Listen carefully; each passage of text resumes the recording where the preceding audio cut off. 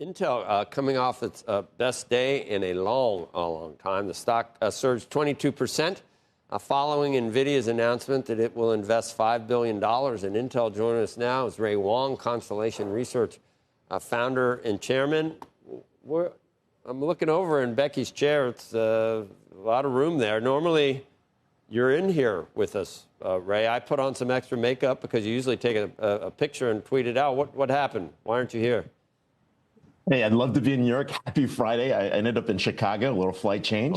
Okay. But you're definitely right. I mean, interesting move here by Nvidia and Intel. And if you're looking at this, you're wondering, is this good for Intel? Is it good for Nvidia? What does it mean for AMD overall? And if you break it down, it really means Nvidia is getting into AMD's business, using Intel as the way to get system on chips. That means taking a GPU, connecting it with NVLink, which is Nvidia's connection platform, and getting the ability to bring Intel. So GPUs and CPUs come together. And of course, that allows for better gaming desktops, amazing AI laptop processors, accelerated process units. That's the question. But the question really is, what does that mean for Intel's Foundry business? That's all we talked about really yesterday was that angle. I don't think anyone talked about how this was a great thing for NVIDIA. Most people thought that the Trump administration, it's already got a stake in Intel.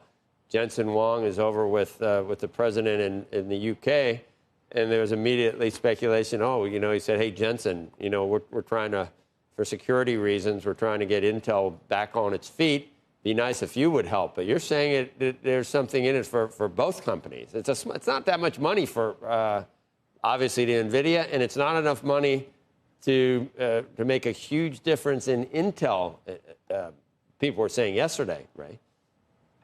It's the beginning of being able to get volume into the foundry business. The question really is, can Intel build another foundry, get a chipset in place, get the volume so that, the ability to make chips on U.S. soil is possible? Because right now, most people are fabless. That means you design the chip, you get TSMC and Samsung to go build it.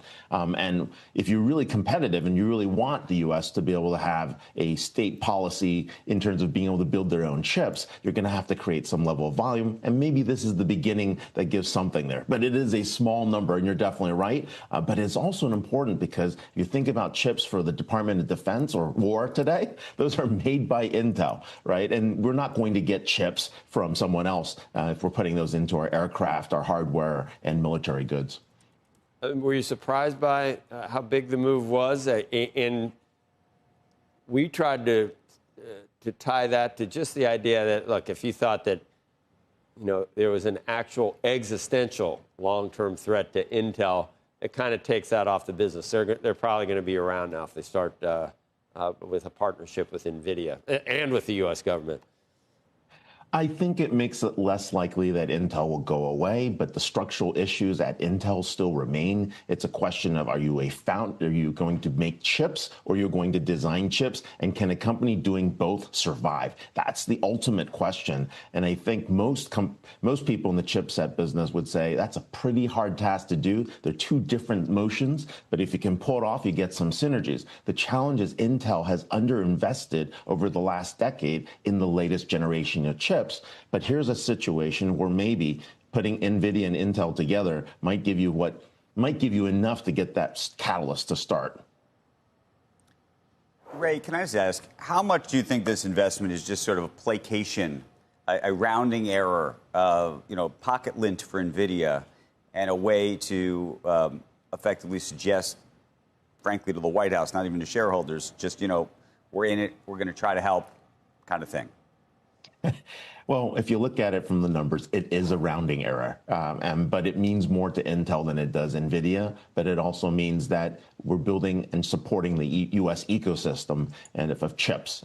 It's a very small ecosystem, as you can tell. And so this is the challenge: is can you get more suppliers, more design, more software, more capabilities built here? NVIDIA obviously wants to be in the x86 business. They could do it. They could have partnered with AMD to do it. Instead, they're here partnering with Intel, giving them at least a lifeline.